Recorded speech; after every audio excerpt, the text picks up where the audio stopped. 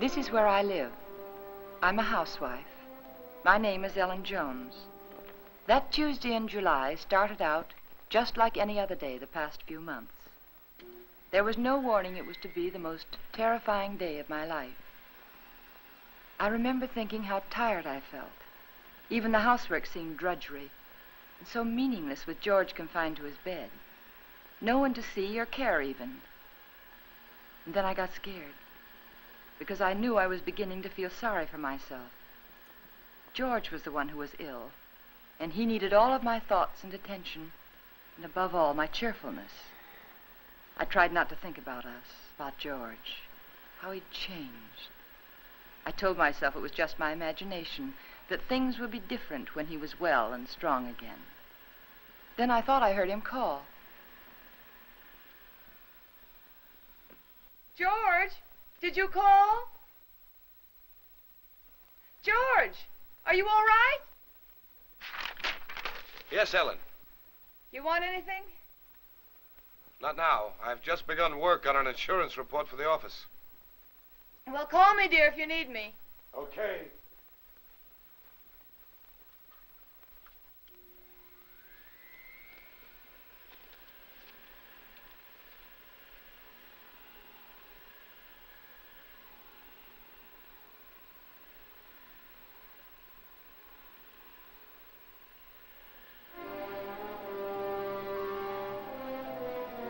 Somehow I had an odd feeling.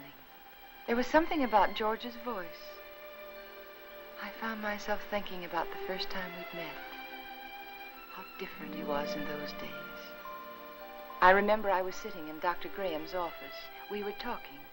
I played 1 game of checkers and 2 games of rummy, and I've written letters to a wife, a mother, and a sweetheart, and I listened for a half an hour to a homesick young ensign from Texas. He was awful cute. Now, what else can I do to help boost the morale around here, huh? You could go out to dinner with me.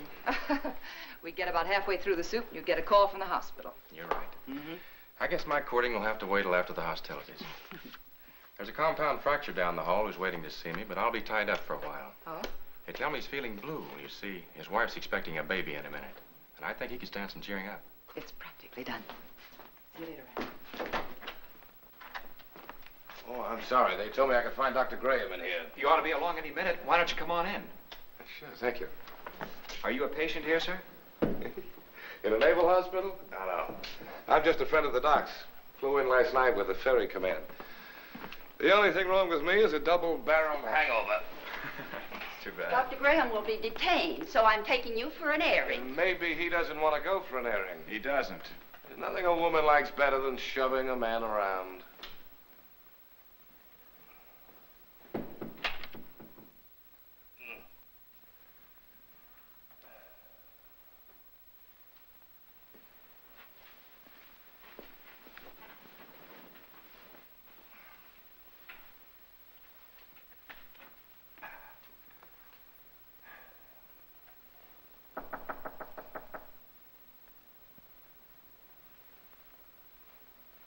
Hello. Hey.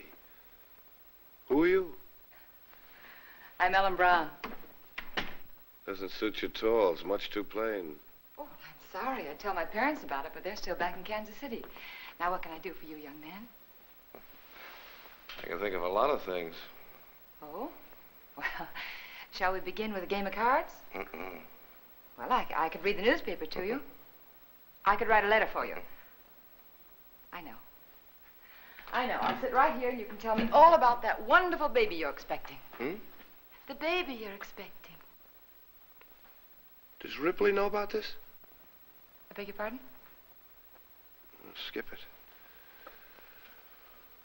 it. Which is your bad leg? Well, neither one of them's working very well today. Oh, my head. Is your head bothering you? Terribly. Both of them. Would you like me to rub it for you? You couldn't think of anything nicer. Good. There. Now relax. Oh, close your eyes. Now just think of something pleasant. Pretty soon you'll be going home to your wife. Won't that be wonderful? Think what she looks like. How pretty she is. Lovely. Beautiful blue eyes. Short nose. Soft brown hair. And lovely, kissable lips. Well, there's nothing wrong with your morale, young man. I'll recommend to the doctor that you be sent home to your wife immediately. Say, wait a minute. Wait, you're all dressed. Naturally. Well, George. Hello, Ranny. Son of a gun. What are you doing here? Enjoying myself immensely? his leg isn't even broken. No? No, it Hey, isn't. Doc, what kind of nurses do you have around here anyway? Hey, what goes on here, Ellen? But when I came in here, he was lying there all covered up, and he let me make an absolute idiot of myself. Rubbing his head. Both of them. Best cure in the world for a hangover. Ellen, this is George Jones, an old and untrustworthy friend of mine. Now, remember, I saw her first. George Jones. The name suits you perfectly, completely undistinguished. I wouldn't say that, honey. Someday you may wind up wearing it. Wait. Shall we go?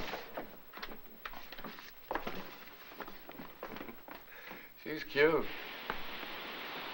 was pretty depressing having a medical student for a roommate. Oh? He was always dissecting something, including me.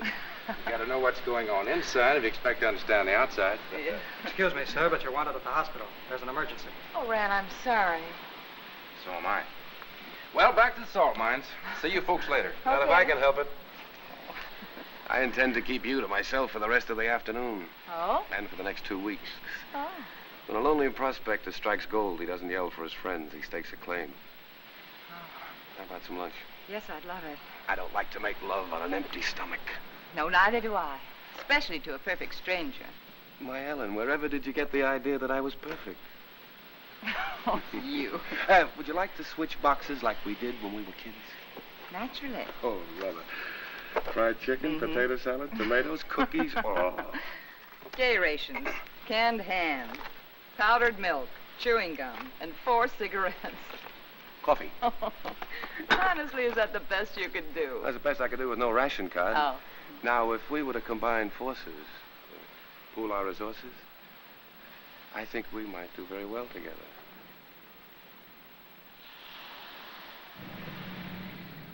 Here we go. Bye, George, and good luck. Thanks, Rand. Goodbye, darling.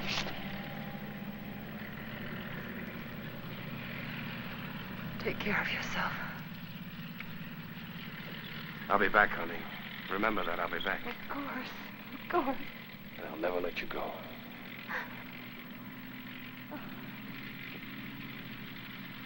Goodbye, Ran.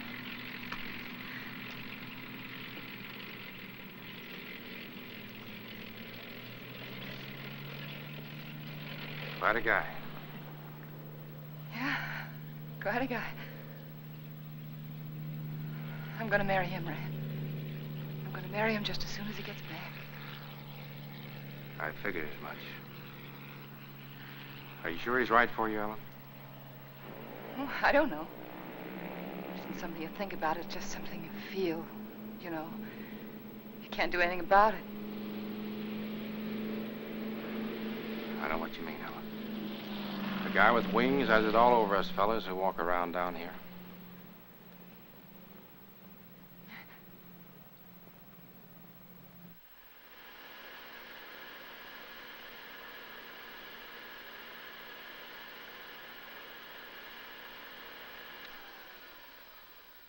I'm coming up now, dear. Do you want me to bring you anything?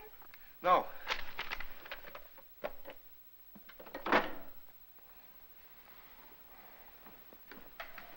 You all right? What is it? What's the matter? Get a doctor. Here, take No, not that. Get a doctor. Another doctor, not Graham. But I have to, dear. He is your doctor. Don't argue with me. Don't call Graham. Get another doctor.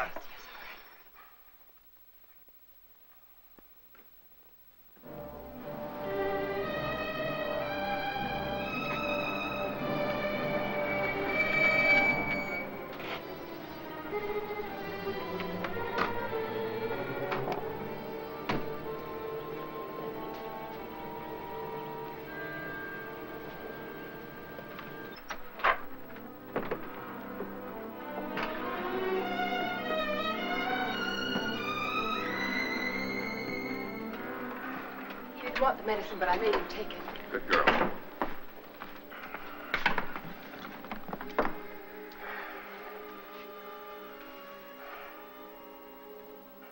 Still ticking. Sounds pretty good. You're evidently feeling better than when Ellen called. What time is it? 5 after 9, dear. Took you a long time to get here, Rennie. Oh, I know it seems like it, but he came just as soon as I called him. How long did it take? About 20 minutes. Fortunately, Ellen caught me as I was leaving on another call. Yes. Is there some alcohol in the bathroom? Yes. 20 minutes. I got that pain over 45 minutes ago. Why did you delay it? I didn't, dear. I lost a lot of time trying to get another doctor. But you needed him so badly, I had to You go. know best. You always know best nowadays, don't you, Ellen? No, it isn't that. I just knew that he'd come sooner than anyone else. He's our friend, George. Color's better already.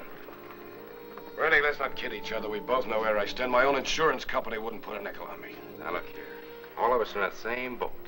Automobile taking an unexpected turn, a brick falling from a high building, heart condition like yours. They're all hazards, but that doesn't necessarily mean they'll ever happen. Think of all the chances you took during the war. You didn't worry about them. Came out feeling better when you went in. Now, the only thing you have to do is lie here in bed and let us help you get well. Isn't that right, Ellen? Yes, that's what I keep telling him. You're lucky in many ways, George. You have a wonderful wife. She's developed into a fine nurse. I don't think I'll be tying up her exclusive services much longer. Now, you've got to cut out this way of thinking. Yeah, I know. Would you mind, Ellen? I'd like to talk to George alone. No, of course not. I'll be across the hall if you need me. Those were pretty morbid things you were saying in front of Ellen. Has she complained? Certainly not. But you got to think of her, too. She's looking a little worn. Now, when you get these ideas, try using a little mental therapy. Next, you'll be telling me I ought to see a psychiatrist. Might be a very good idea. You doctors are all alike. You can't cure a patient. You tell him it's all in his mind. I'm trying to help you, George. You know that. I'll drop in again this afternoon. Maybe we can talk this thing out. Yeah, maybe we can.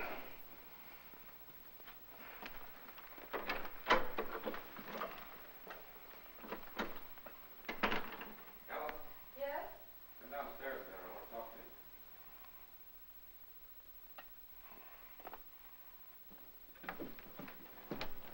Ellen, did anything particular happen to upset George this morning?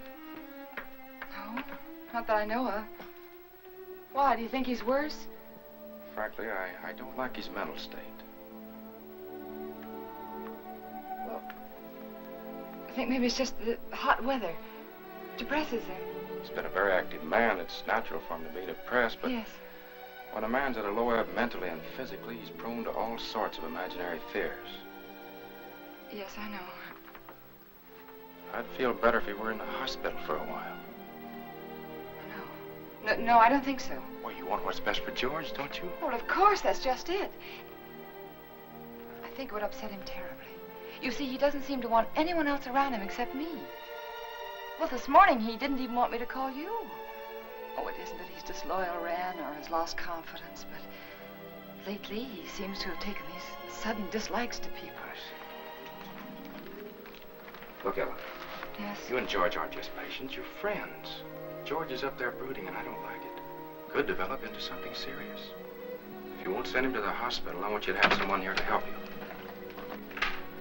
sure you know what's best, Ram, but honestly, I don't know how George will take it. Well, he doesn't even seem to want his aunt around anymore. Ellen, I don't think it's wise for you to try to handle this alone any longer. You're stressed to the breaking point already. I'll take it up with George this afternoon. All right. I better get back upstairs. No, Ellen. Let him relax for a while. Oh, all right. Give the medicine a chance to work. Yeah. I want you to relax, too.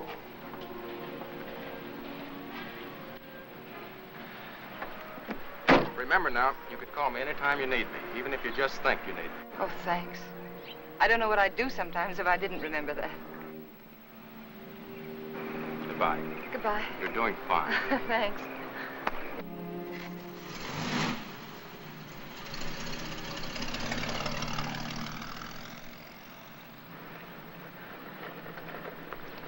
Stand where you are. Don't move. Oh, you frightened me. Did I? Yeah. Say, what are you all dressed up for? And where did you get that beautiful new tricycle? It's no tricycle. It's a horse. Oh? A palomino. My grandpa gave it to me. Oh, he did? Well, it's beautiful, Billy. I'm not Billy. I'm Hoppy. Hoppy? Now, who's Hoppy? Don't you know who Hoppy is? No, I'm afraid I Don't don't. you have television? What? Don't you have television? No. Want to see mine? Sure. Look inside. Well, look at that. See? Hoppy's there, too. Just like in a real television. Why, of course, I know him. That's Hopalong Cassidy. Uh-huh. Well, saved many people today, Hoppy? Oh, 60 or 100. Don't try any tricks now. Oh, I wouldn't think of it. Do you have any cookies? No, I haven't. See, the groceryman hasn't come yet, but I will have later. You know what I do with a bad man? No, what do you do? I dynamite him into little pieces. Shot him, put him in jail. Oh, I don't think the real Hoppy would treat even bad men that way. Well, really what I did was lasso him, tie him up, throw him in jail. Well, that sounds like a lot more work, and more dangerous, too. Had to take care of you, didn't I? Yeah, you sure did. Can I come in? Oh, well, honey, I'm sorry. I'm afraid not. My husband isn't feeling very well today. See? I won't make any noise. If I was eating cookies, I couldn't even talk. No, you couldn't. Well, I'll tell you what you do. After the groceryman comes, that'll be around 12 o'clock, see? You come to the back door very quietly, and I'll have some cookies for you. Okay? Okay. I'll ride my horse up and down and see that no bad people make any noise. Because I'm your friend, aren't I? That's right, Hoppy. You're my friend. Toot-toot! I'm an engine, I'm an engine. I'm going to beat that car at the crossing. Toot-toot! Toot-toot! Toot-toot! Toot-toot!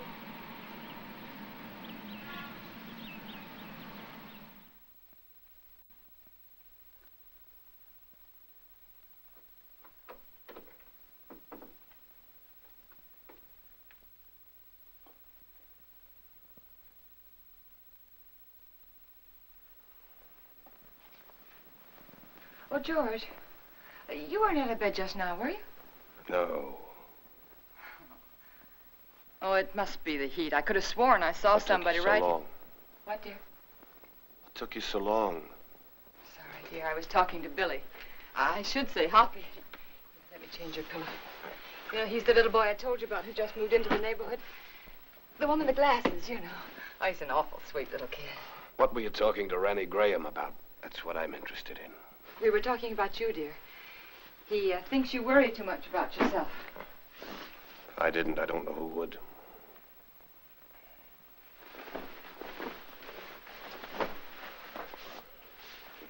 George, ever since you got out of bed yesterday to see if you could walk, I've had it on my mind. I want you to promise me not to get out of bed again while I'm out of the room. All right, Ellen. Did you call the druggist about getting the heart prescription filled? Yes, dear. He said he'd send it up later in the day. But there's enough there if we need it before. Did you tell him I'd spilled it? No, I didn't. Do you feel well enough for the paper? Yeah. Editorial page? No, just the front page is all right, thank you. Here you are, dear. You look tired, Ellen. Oh, I'm not. Just that it's so hot today. What are you thinking about, Ellen? Well, you know, I was just thinking that everything in our lives, every breath, every thought has been for ourselves. I don't think people can do that and be happy. Do you? You're getting a little confused, darling. It was me that Rennie Graham told to change my way of thinking. Oh, no. I mean, it was my fault, too. I just wasn't strong enough to help you. But we could change all that now. Ellen. Could make all the difference in the world, George. Come here, Ellen. Yes? What's the first thing you do? When? When I'm out of this bed again, away from the house? Just be so grateful that you're well. I think I'd try to do something for somebody. I mean you. For your own self. Oh. I'd like children. Yeah? Yes. And then I'd like a garden. A real garden. Like the woman next door has. And I'd find out about flowers and things, and I'd compare notes with every other woman on the block. So you'd have a garden and children, huh? Oh, isn't it good to plan again? Kind of gives you something to hold on to, doesn't it? Oh, my, it takes a long time for things to sink in, doesn't it? But you always said that, George. You always said make a plan for everything and then stick to it. All right. All right, our plan now is for you to get well. And then afterwards... You must think I'm very stupid. Stupid? Don't you think I know you're in love with him? In love with whom? Graham. Well, that's the silliest thing I ever heard of. You're not as subtle as you think you are, Ellen. It's quite obvious. First, I thought it was just an infatuation, but now I realize it's more serious. Serious to the point where my life is more in danger from your heart than mine. George, what are you talking about? I almost feel sorry for you, Ellen. He overrated you, Ellen, just as he underrated me. You haven't the courage or the intelligence he thinks you have. Please don't talk like... Do you suppose I don't know he told you to rake over these old coals this morning? No, dear, he didn't. Convinced me I was a failure by making me impossible promises? I know something about my own sickness. I know what happens to a man when you take away his self-respect. George, I know what happens when you constantly upset George, this is wrong. I know it is. Please don't upset yourself anymore. Please. That's what he told you to do, isn't it? Did he No. also tell you to delay getting help to me like you did this morning? How could you do that, Ellen? How could you take a man of second-rate intelligence George, like dear, that? we'll do anything you say. I'll get another You doctor didn't know right what you away. were letting yourself in for, did you, Ellen? Please don't talk anymore.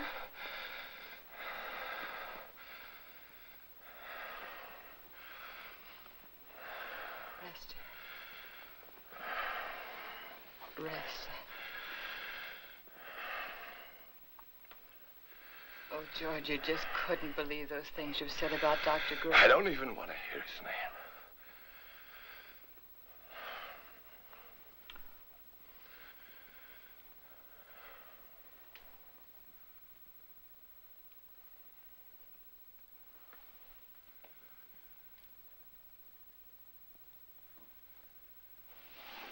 Leave it halfway up, Ellen.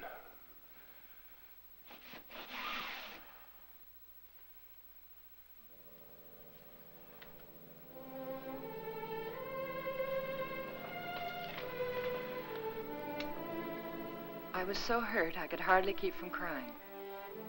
But again, I reminded myself that George was terribly ill and he didn't mean it.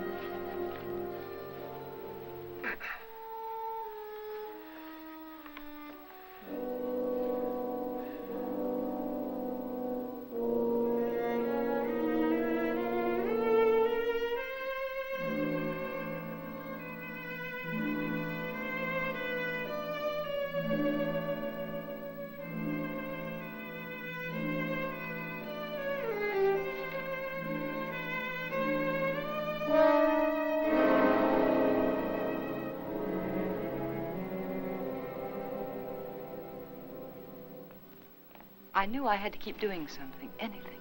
Anything to keep me from hearing George's words. He didn't mean them. He couldn't mean them. It was his illness, the heat. And when I took his lunch up to him, I'd be pleasant and cheerful as if nothing had happened. Hey. Oh, hi, Hoppy. What's the matter? Oh, you don't have to whisper now. He's awake. I was just fixing his lunch. Did you come for your cookies?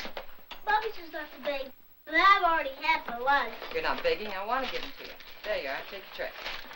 But Say, are you catching a cold in this weather? you sound just like my mom. No, I'm not. Oh. I could use something, too. Present for me? Uh-huh. Oh, Hoppy, how nice of you. I wonder what this could be. Oh, that's very nice of you. Are you sure you don't want to keep it yourself? We got a big television at home. A real one. This is just a pretend one. Well, I know it is, but it's very nice, and I want to thank you very much for giving it to me. Mommy says television's good for when you're sick. Mm. Daddy says it makes him sick.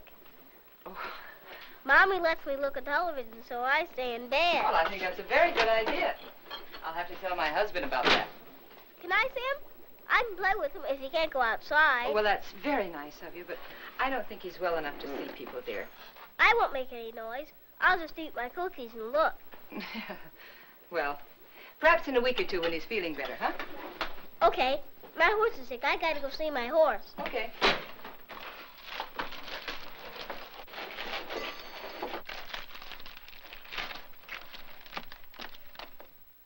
Can I take some cookies for my horse? Oh, by all means, take as many as you like. I'll go see my horse now. All right. Say, honey, are you sure you don't want to take that television set with you? The man can use it, but tell him not to break it, because I gotta use it later. Well, all right, I'll tell him. And thank you again, Hoppy. Bye. Bye. I always felt better after talking with Hoppy. I wondered how he'd look without his glasses. Ah, it was a nice thing of that kid to do. Don't break it, because I have to use it again. George wanted his lunch. That was a good sign.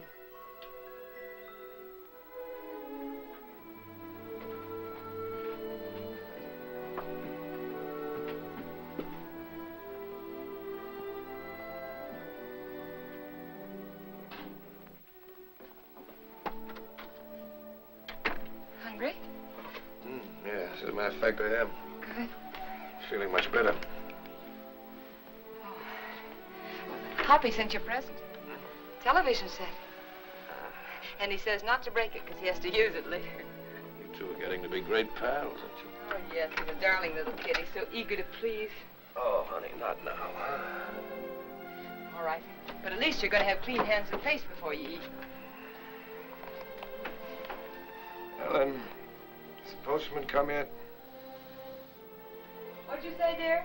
Postman, has he come yet? Oh, no. No, he's very late today.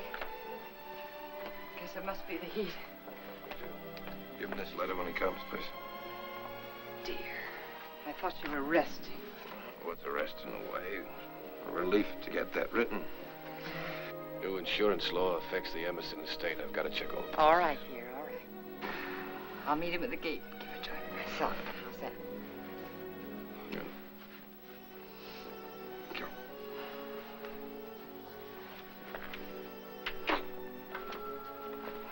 There you are. Looks good. Yeah, just good. Oh, Ellen. Letter. Oh, sorry. And if you finish before I get back, don't try to put that tray on the floor. You remember what happened the last time? Say, you really wrote a letter, didn't you?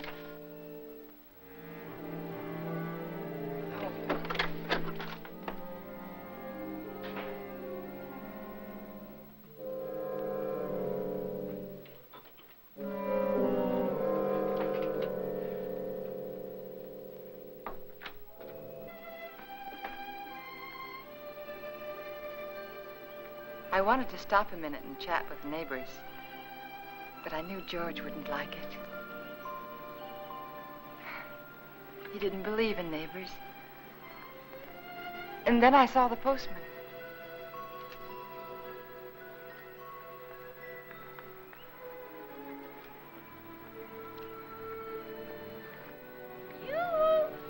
When do you think this heat's going to break? Morning, Mr. Carson. Oh, good morning, Mrs. Jones. Certainly is hot, isn't it? Oh, it sure is, especially with this mailbag. Looks heavy, all right. Well, if I'm all in now, I wonder what I'm going to be like this afternoon. Well, I guess I'll live. Yeah. Everything's so high, I've got to keep my nose to the grindstone. Yeah. Got a pension plan. Did I tell you about it? Yes, you did. Well, you got to follow it to a T. Every penny counts. Yes. You know, my wife doesn't understand that. She says I'm an old penny pincher. No. But I told her that Mr. Carson, would you take this letter for me, please? Thanks. I'll swear I bring in more mail than I take out. Well, I'm sorry. I'd run up to the mailbox with it myself, but I don't like to leave the house so long with my husband being ill and all, you know. No one ever figures how it slows me up lugging everybody's mail around this awful heat. Sorry. My feet are throbbing. Your feet ever... Yeah, I know just what you mean. You know, I ought to Exactly. be way out in Pine Avenue and Merritt Street, but noon with the way Oh. I'm going, I won't be out there till 1 o'clock. Sorry. Well, with everybody giving me mail to take back. Is that mail for me? Huh? That mail, is it mine? Oh, yeah. Excuse me. Thank you. It's all right. It's that retirement plan that keeps me going. Yeah, I'll bet it is. Well, thanks again, Mr. Well, Carson. you're welcome. Well, glad to see your husband's well enough to be up, Mrs. Jones. Goodbye. I wish I could lie down for a while.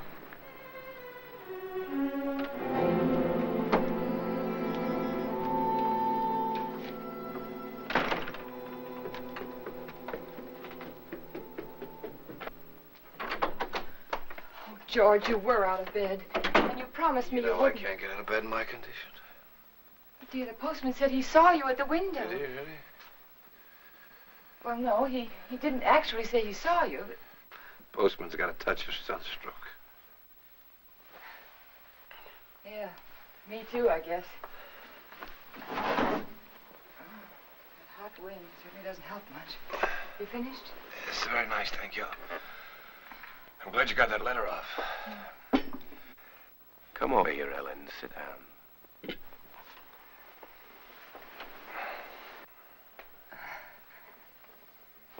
Would you like your Aunt Clara to come up and visit for a little while today? It's pretty hot for the old gal. Oh, she'd love it if you asked for her. You're the apple of her eye, you know. I always was. You know, Aunt Clara gave me a toy when I was a kid. A toy I was crazy about. My mother used to tell her she gave me too much, but I can still remember that toy. It was a bottle with a small, absolutely perfect sailing ship built inside of it. You know, I was so crazy about that toy, I wouldn't let anybody touch it. Oh? Not even my mother. One day I was making a garden, making a garden in the backyard. A neighbor boy came running out of my house with my ship in his hand. Somehow I got it away from him without breaking it. I don't know what I said to him, but he looked awfully scared and white. And suddenly I was frightened too, thinking he might have broken it, the ship, I mean. I picked up the little rake I'd been playing with and began hitting him with it. And where his face had been so white, it was all blood. I think I might have killed him if Mother hadn't come out. She took him into the house, into the bathroom, washed his face. They were both so excited that I felt safe. I had my little ship again. When the neighbor boy stopped crying, Mother turned to me and she said, "Give it to him." She sounded so strange and quiet, I knew I had to. He held out his hand. I could see he hadn't learned anything, so I handed him the ship. But just as he was about to take it, I let it drop on the tile floor and I stepped on it. You'd never have known what it was, but somehow or other it was mine. Mine more than it had ever been before. I remembered every little perfect thing about that ship. But to them it was just a mess of broken glass and matchsticks on the bathroom floor. Ellen, you know who that neighbor boy looked like? You know, very much like Graham. Your Dr. Graham was going to find himself in exactly the same position as that little boy. But we're not going to have him here again. But that doesn't change the fact that you're wrong about him. He's been wonderful to you, so thoughtful and given you so much time. Maybe that's because he's a bachelor, huh? No home life. He's been a good friend to us. Ellen, time's limited, so you must listen carefully. Randy Graham may have you, all right. But he'll be disappointed with what he gets. George, please. George, I can't let you talk this way anymore. I'll fill this up.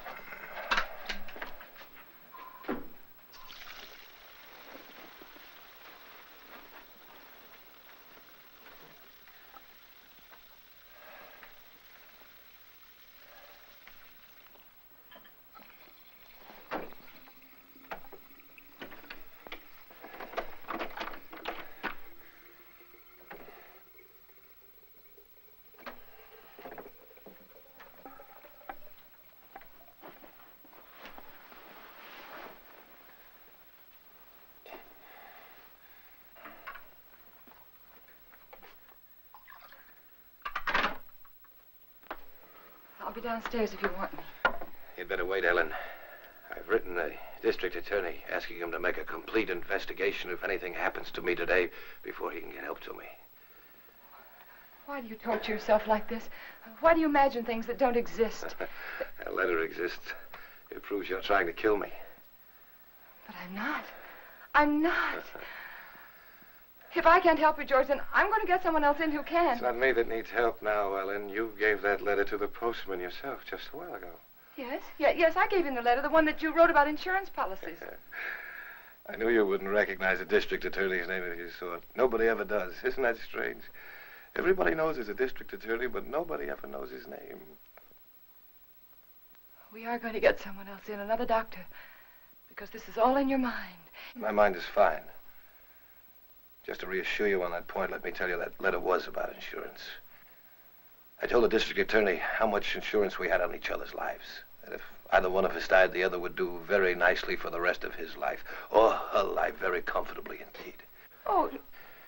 I also told him how you and Dr. Graham, how you were working together to aggravate my condition so it wouldn't look like murder. George! I also told him how you were gradually giving me overdoses of the heart medicine. But that isn't true. Anyone would know that isn't true. Would they? Why is that bottle almost empty, huh? We only got it the other day. Well, you told me that you spilled it on the tray. You told me that yourself, George. You didn't tell the druggist that. Oh, Mr. Phillips will make an excellent witness against you, Ellen. He'll be the first if anything happens to me. And let me tell you, there'll be others. The letter takes care of everything. The druggist, the medicine, the doctor. He's in it, too. Oh, you've implicated your old friend Graham, you know. Nothing's going to happen to you. I don't know whether you're doing this to frighten me or not, but I'm going downstairs and get that letter back from that postman. You're not going anyplace anymore, Ellen. Because I'm going to kill you. I decided that definitely this morning.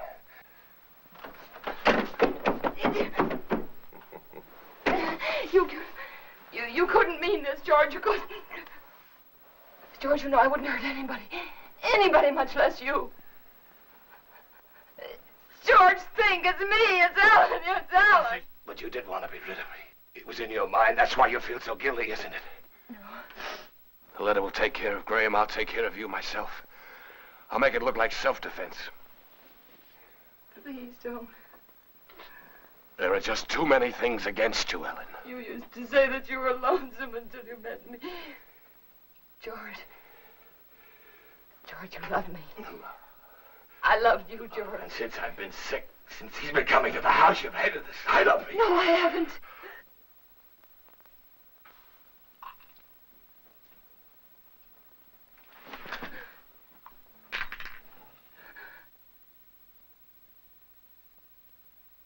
Oh. No.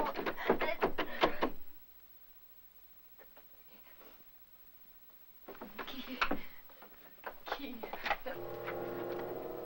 It was one of those awful dreams. The kind I used to have when George was overseas. That man lying there was George, my husband. He was dead. He died trying to kill me.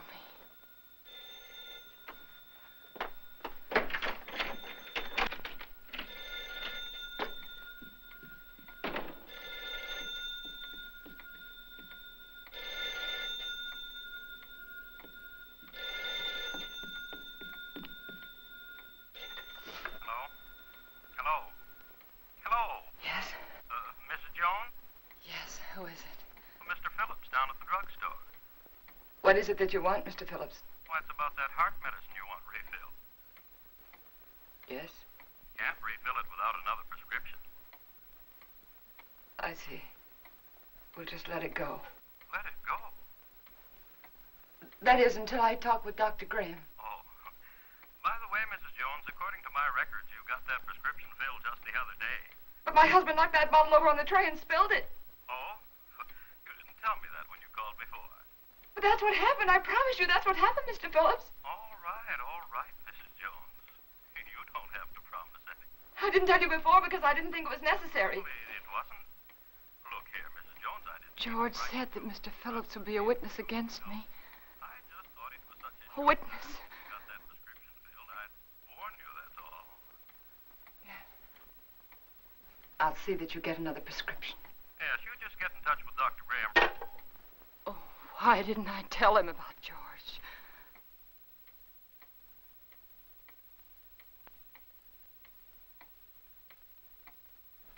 That letter. I had to get that letter back. I couldn't tell anyone about George until I got that letter back. I could feel the woman next door watching me. Maybe she'd be a witness against me, too. She could tell them how I ran out of the house and then back in again. How strangely I was acting. It wouldn't matter what she thought if I could only get that letter back. I tried to think, which way did he go?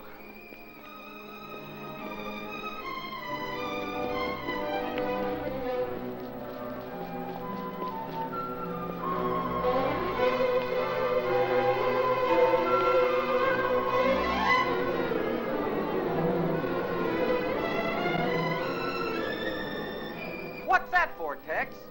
Who knows? The heap needs everything we can put in it. Yeah, but what'll it do? Who cares? Pardon me.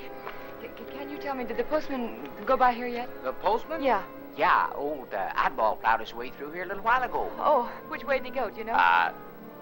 That way. Oh, thanks. Yeah, up that way towards Merritt Street, you know. Yeah, I know.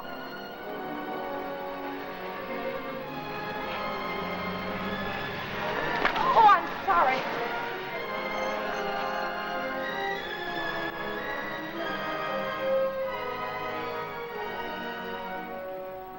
That's right. You know, every time I go home at night, I always tell my wife, Laura, if it wasn't for that pension plan of you, I just never get up. I just drop in my tracks one of these days, and that'd settle it. I just never get up anymore, and that's all. You know how it is. Hello, Mr. Karsten. See you later, Joe. See you later, Mr. Stone. Well, Mrs. Jones, what are you doing out this way? I was visiting a friend. Oh, that's nice. I wish I had more time for visiting. But by the time I get home at night, I can just hardly make it up the stairs. I tell Mr. my Carson, wife remember that, that letter I gave you this morning? Yeah, I suppose so. I'll pick up plenty of letters. Why, what about it? Well, I know it seems silly, but I mailed it by mistake. It wasn't even finished. No. Yeah. Now, what did you do that for? Well, I don't know. I guess I was just so busy. Finish it up and mail the rest of it tomorrow. They'll get it in 2 installments. Now, you wouldn't want me to do that. May I have the letter, please? First, I pick them up and carry them around for miles, and then they want them back again. Well, I'm sorry, but you can understand why I wouldn't want it to go out unfinished. Yeah, I guess so, but all these delays count. Keep me on my feet longer than I ought to be. Well, it won't be much trouble, will it? Here it is. Thank you. Now, look, you shouldn't have given me this letter in the first place. Why? Giving me this letter is just like putting it in the mailbox. Now, you wouldn't expect to get this back from the mailbox, would you? No, but surely you can make this concession. After all, Isn't this fellow the district attorney? Yes.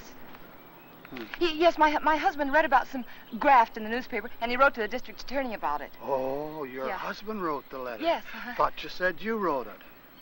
Well, what's the difference? He's my husband. Oh, it makes all the difference in the world, Mrs. Jones. But why? It's one of our strictest rules. We can't return a letter to anyone except the person who wrote it. But, Mr. Karsten, my husband's sick. You know that. And he sent me to get the letter back. Yes, I know that. Oh, don't be so obstinate. You know it's all right. He's sick. Give it to me. Obstinate. Now, how do you like that?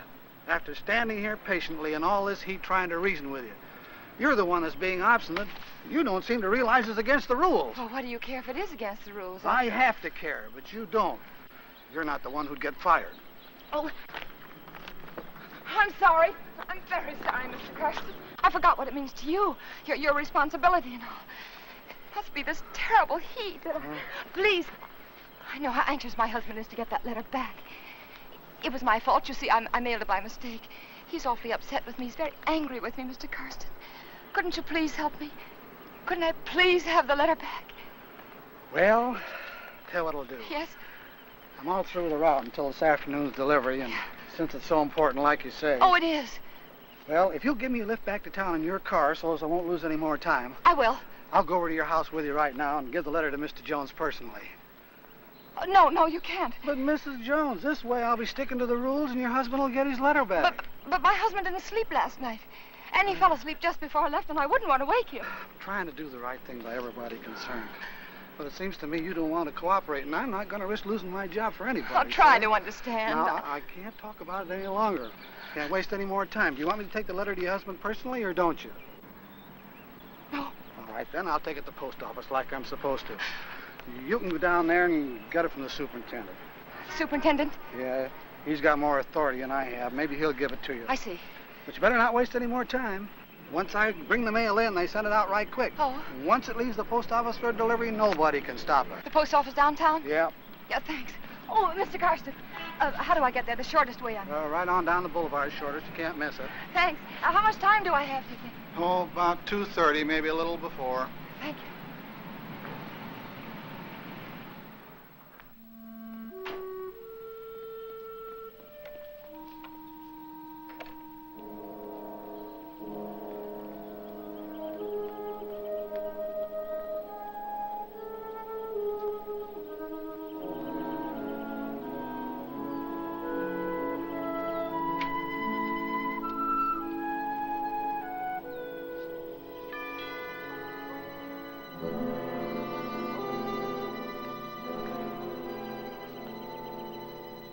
Ellen? Ellen?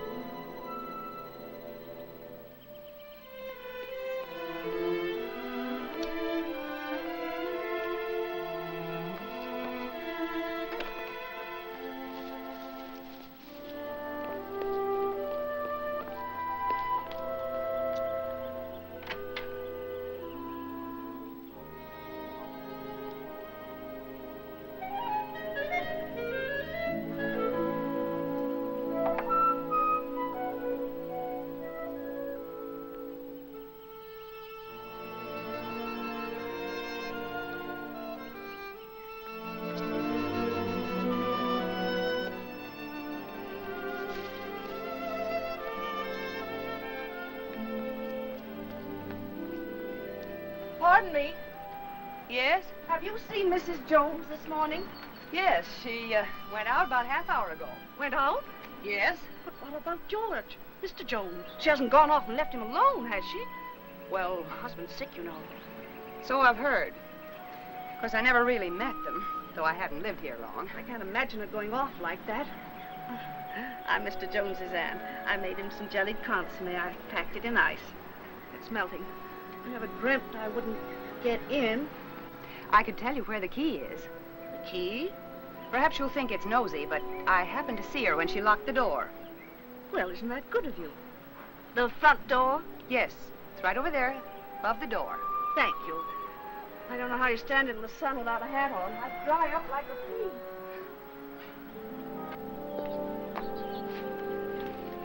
The top of the green shutter, the far side of the door. I found it. If there's anything I can do for you, just call me. You're very kind. Thank you.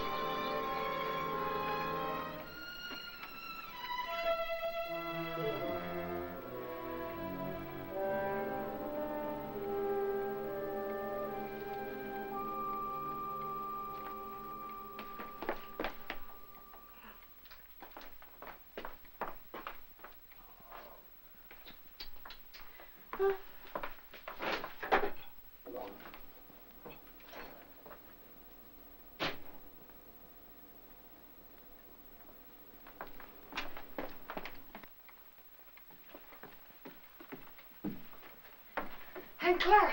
Ellen, where on earth have you been? Have you been upstairs? Well, I was just going up. Oh. Why are you so out of breath? Why, I've been running and... Running in all this heat, you should have more sense. How did you get in, Aunt Clara? I found the key on the ledge. Oh, there, look at that. It stripped right down my dress. Now it's ruined. I was worried half to death. I thought something had happened. Happened? I never known you to go off like this. How's George? He's all right. Well, I even rang the bell. Just a jab. Has he taken one of those sedatives? Yes. Oh, people take too much medicine nowadays, if you ask me. When I was a girl, we had homeopathic doctors. Wonder what ever happened to them. Anyway, they gave you very little medicine, and all of it tasted good, even the tonics. And no Barbasals at all. Well, and I've never seen you look so tired and worn out. Why don't you ask that doctor to give you something? I'm all What's his right. name? Looks a little young to me to be a good doctor. But after all, if you and George like him so much, confidence is half the battle. And you look awful peaked. Ellen, you're not letting yourself go, are you, dear? Oh, I know I look terrible. When George fell asleep, I had some errands to do, and I'll get you some. I just thought I'd go and take care of them without bothering to change. You know how it is. You sure you're all right? Yes.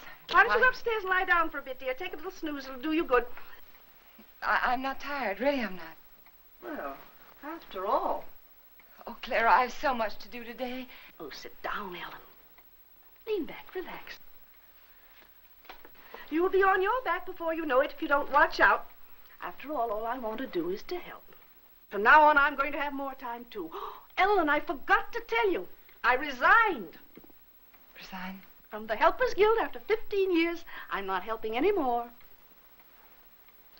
I'll leave the kitchen door open, and then we can talk while I'm cleaning up out there, all right? Oh, you might as well. You're so fidgety. Oh, Ellen, while you're on your feet, will you bring me a damn cloth? For 15 years, I was in that guild. And for the past 5, I was treasurer. And for the last 3, they were promising me the presidency. So what happens? Last Tuesday, they let Cora Comstock, you know, Zachary's brother's wife. Well, I was furious. Zachary said I was hasty. But after 15 years, you know, I've never known a small woman yet who wasn't always boasting about her little hands and tiny feet and trying to run everything. It's the best I can do. You think I was right? 15 years, after all. Zachary was upset. He says I need lots of outside activity, lots. And I agree. That Cora, she hasn't got any precious bone in her body. I thought if she didn't stop, I'd scream. He's playing a late game because of me.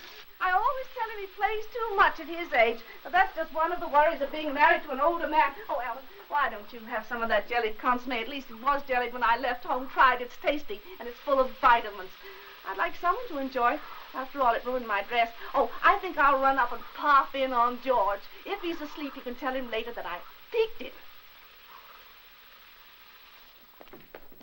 Hey, Clara! Clara! What is it, Ellen? Okay. There's something I must tell you. Oh, what is it, dear? What's the matter? Are you having trouble? Yes.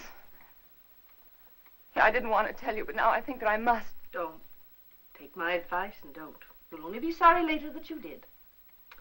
I thought it was funny your being out like that and not going up to see George when you came in. But you don't understand. Yes, I understand.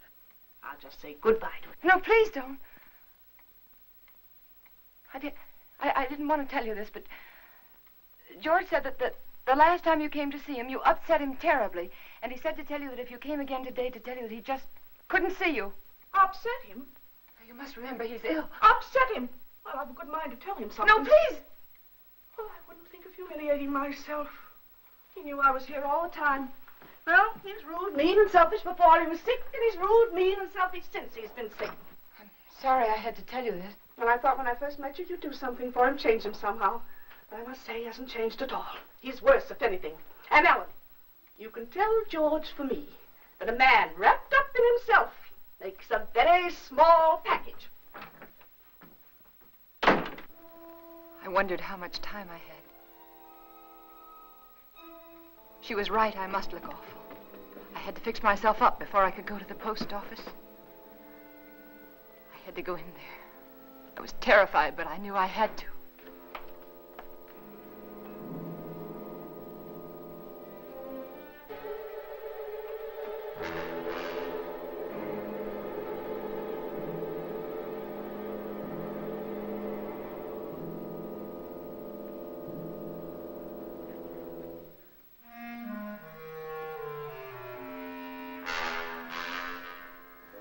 George.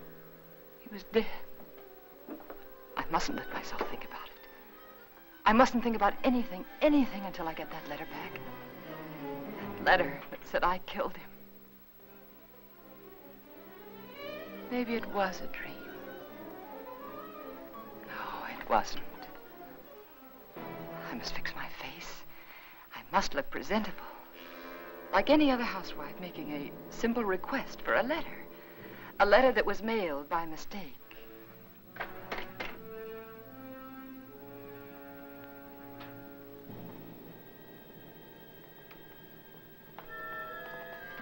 The gun. It was still in George's hand. Somehow I knew I shouldn't leave it there.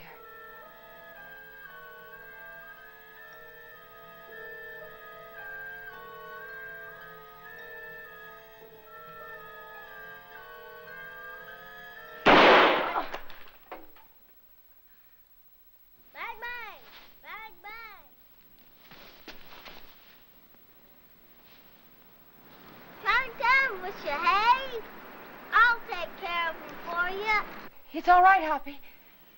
It was the radio. I just turned it off. Need any help? No, everything's all right. I see it. Bang, bang! Bang, bang! Hi, gotcha.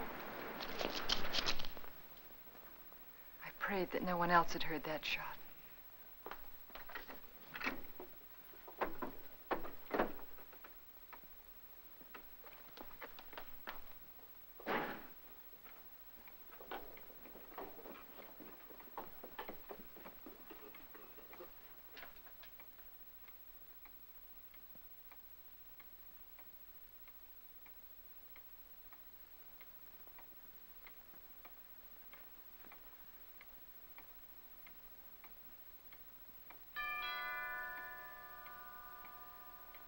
I thought perhaps if I didn't answer, he'd think no one was home and he'd go away. But he didn't. He just rang the bell again and then stood there.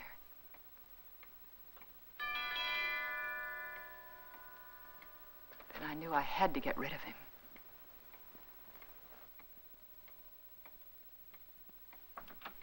Yes? Good afternoon. I'm Mr. Russell. Yes? I'd like to see Mr. Jones. He's expecting me.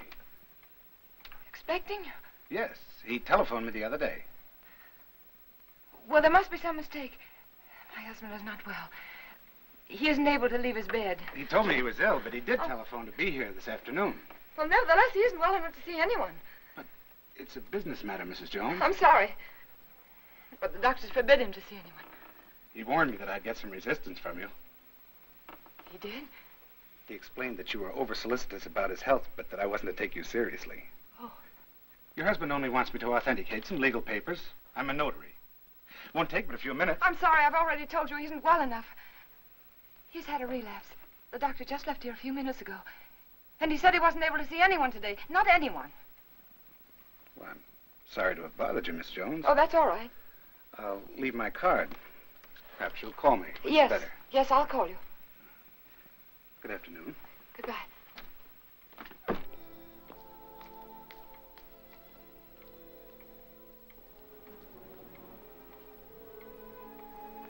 Could he be another witness? Couldn't think what I'd said to him. Oh, I'd have to be more careful.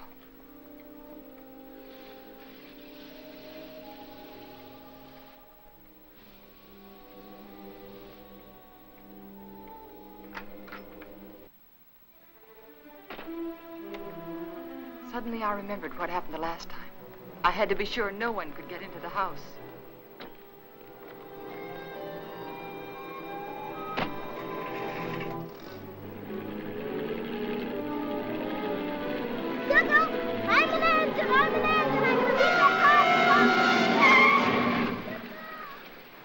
Hi. We to the crossing, didn't I? Billy. Where are you going? Are you all right? Sure. Can I go with? No, you can't.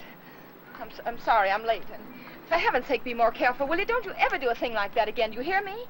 Okay. My horse ate up all the cookies. Well, I'll give you some more later on. After that? Yes, after nap. Now, you stay right there in that driveway until I get out. You understand? Okay.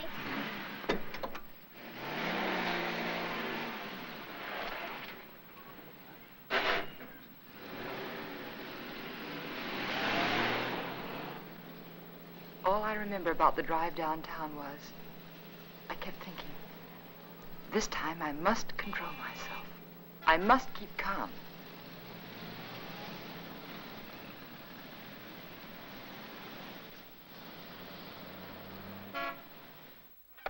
We caught it in plenty of time, Mrs. Jones. It was brought in just a little while ago. Wasn't even processed yet. Then I can have it now? Of course.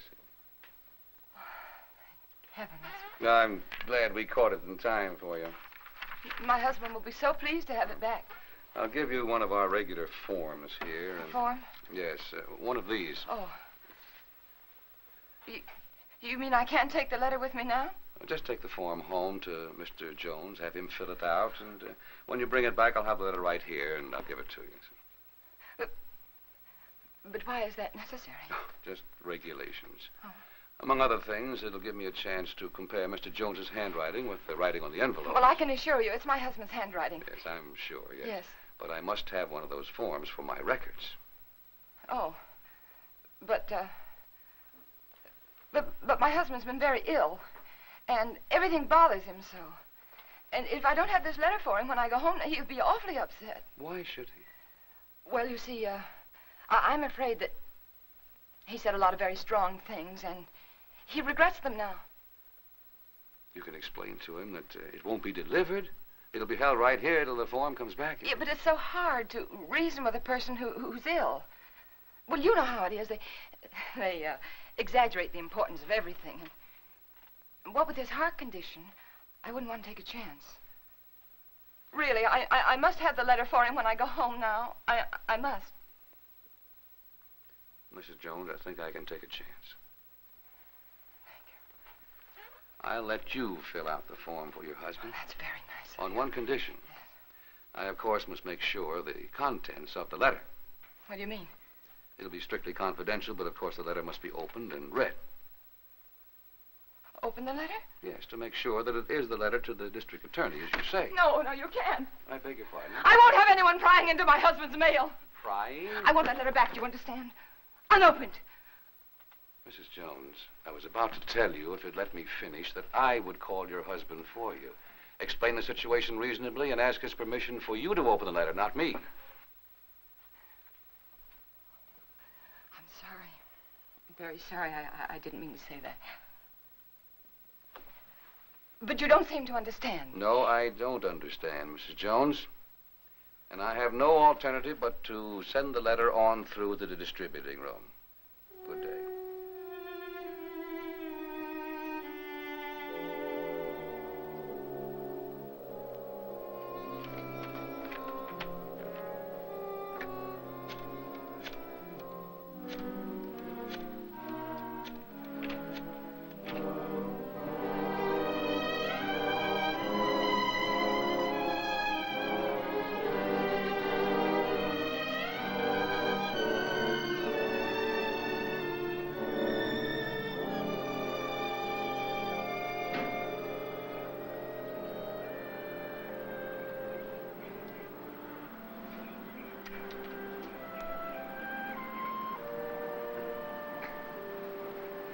Mrs. Jones. Mrs. Jones. I don't want to intrude, but I couldn't help noticing you all day long. I've had the feeling that something was wrong, and I'd so like to be able to help you. Oh, I know we haven't been too neighborly, but trouble's something else again. Can I help you? Is there something I can do for you? Of course, I know you're anxious to get up to your husband, so you run up and see if he's comfortable and settled, and then you come over. Or call me. I'll be waiting for you. She was kind. She might have been my friend. She might have helped me.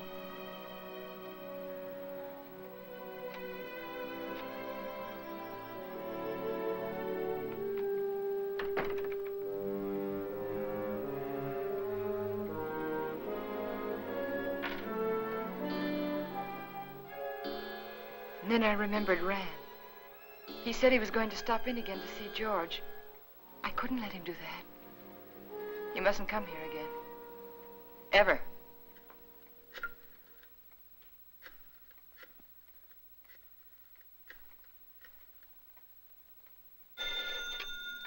Dr. Graham's office.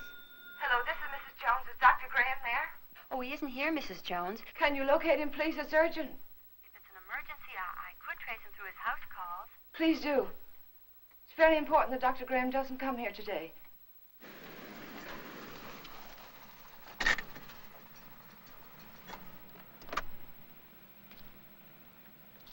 Now, I hope you understand. Of course. I'll do my best. Goodbye. Bye.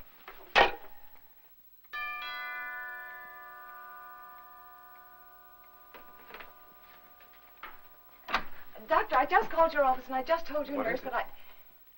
Well, George felt he wanted to consult another doctor. And I did too. And he just left and I really think it would be better if you didn't see him again today. Oh? What doctor did you call? Oh, I'm sorry, I've forgotten his name. I called the lady next door for her doctor and she gave me his telephone number and, George liked him very much. I see. Yes. Is he a heart specialist? Yes. That is, I think so. Mm-hmm. What was his diagnosis? I don't know. But really, George is feeling much better. I'll call you tomorrow, Doctor. Now, wait a minute. What's happened, really? Well, you see, after... No, please don't, please. Don't go up there. It's better for everyone if you just don't go up there.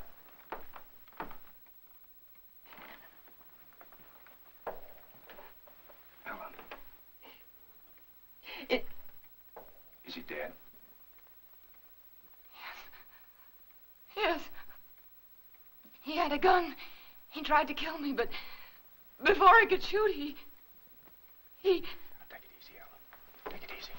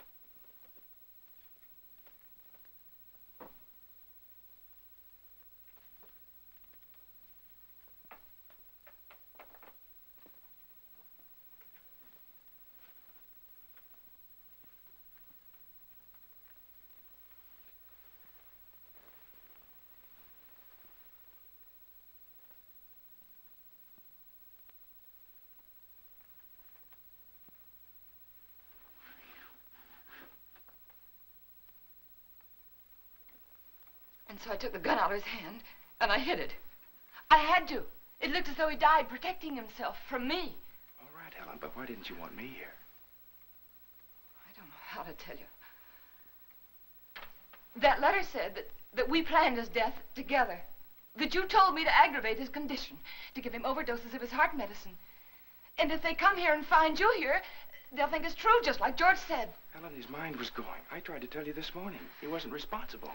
They won't believe me. How could they? I did everything wrong. Everything, just like he said I would. The druggist, and then the postman, and then the superintendent, and I even lied to his aunt. They'll all think I was guilty, all of them. You're not guilty, Ellen. Remember that. Oh, I know. The police will be here any minute now. You better go. You better go right now. Ellen, where are you going? I don't know. There's no sense in running away now. Go to the door. Ellen. Go to the door.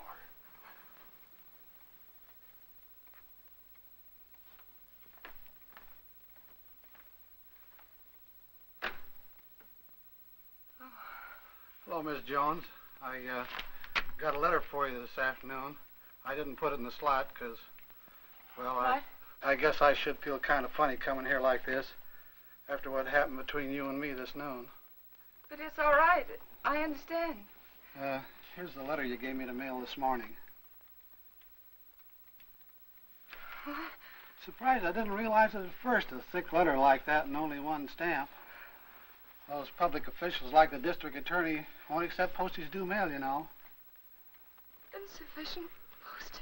Yeah, the other end just won't pay the postage in these cases, and we have to return them to the senders. How do you like that? Not enough postage, and we have to deliver them twice. Yes. Crazy business. You know, some folks might think I'm stingy. I know these extra stamps cost only just a few cents, but yes, I understand. If I multiply you by everybody else. Yes, I understand. And thanks again for the letter, Mr. Carson. Oh, that's all right. Goodbye. And thanks again, Mr. Carson, for bringing the... Welcome.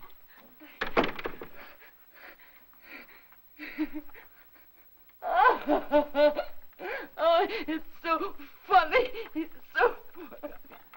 Go ahead, it'll do you good.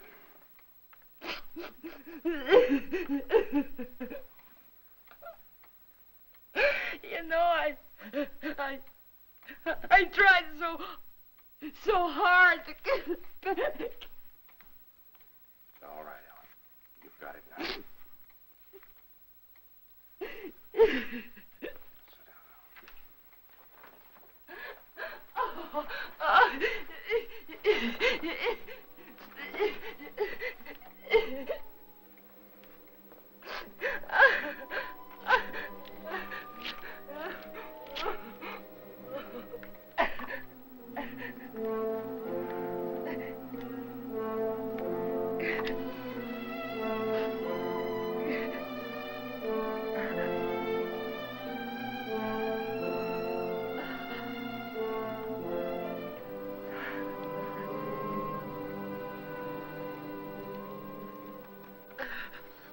And then I knew what people meant when they said their heart was broken.